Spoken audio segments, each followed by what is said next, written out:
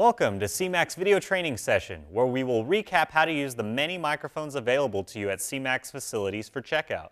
We will be going over the settings on the camera, addressing how to connect your microphones, as well as what each of these microphones do. Each camera has two audio ports that you can use to plug in microphones using an XLR connection. Whether or not you will be using a cord will depend on what type of microphone you'll be using. There are two ways you can utilize our microphones, and that is wired and wireless. The basic principles of how these microphones work are the same, they just require different concerns in which to be aware of.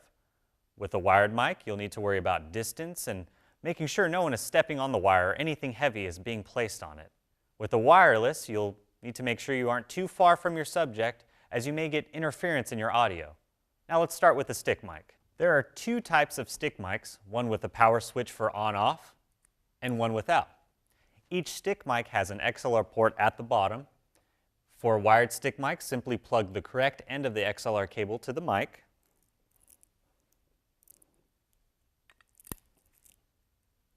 And the other to the camera. Depending on your audio settings on the camera, you should be able to hear the stick mic when tested. You may also use the mic wirelessly. Seen here is the wireless transmitter and receiver. The transmitter plugs right into the stick mic.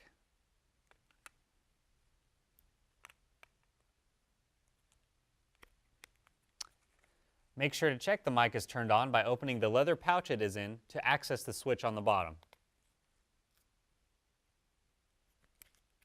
The receiver has a shoe mount on the bottom to attach to the top of the camera mount.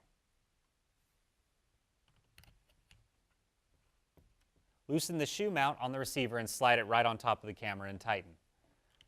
On the right side of the receiver, switch it to on. Make the appropriate settings on the camera to assign the mic to a channel, either input 1 or 2. If either the transmitter or receiver do not turn on, you may need to change the batteries. Now that we have gone over how to use the stick mics, let's talk about the lavalier mics. Again, you may use them wireless or wired. The condenser lav mics are plugged in via XLR.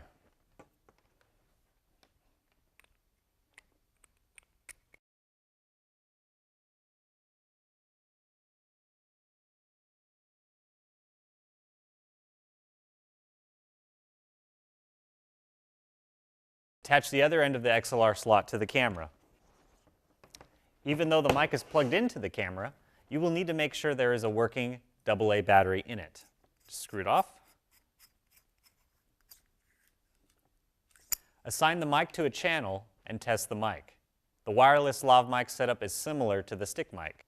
Here we have again a transmitter and the receiver.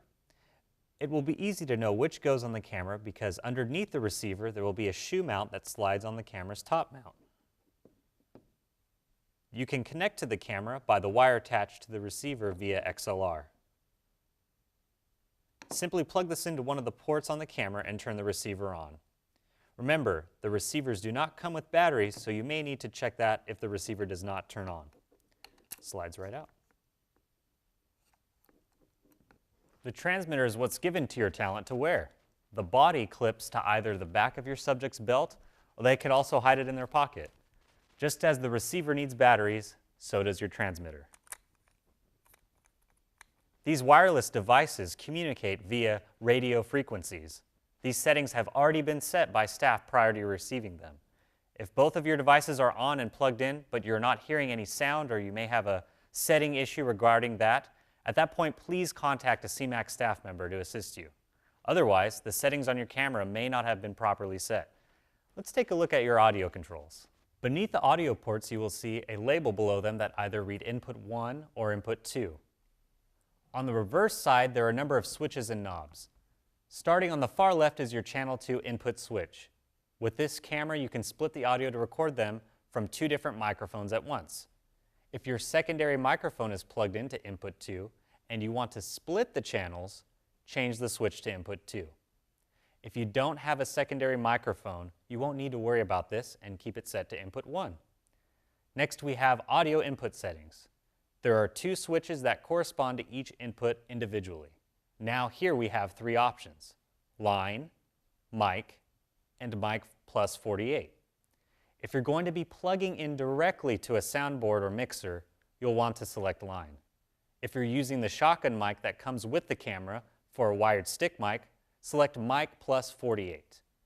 If you're using a wireless stick mic or the wireless lav mic, choose Mic. Next to these switches is the auto manual selections. Please make sure that you've set these to manual. Next to the manual settings for your audio, you can monitor your audio levels by adjusting the dials that are numbered 0 to 10. Make sure you always have headphones to hear. The higher the numbers on the dial, the louder your sound. Use the LCD display to check your audio levels. If it is in the red in either channel 1 or channel 2, it is much too loud. Always wear headphones when recording to monitor levels and ensure you have captured clean, usable audio. The headphone jack is located on the right side of the camera, as seen here. Open up the plastic hatch and plug in. There are a variety of ways you can set up your audio settings. It all just depends on what your needs are. If there is no usable audio, you have no show. This concludes CMAC's video training sessions, audio and microphone use. Please let the CMAC staff know if there are any further production questions.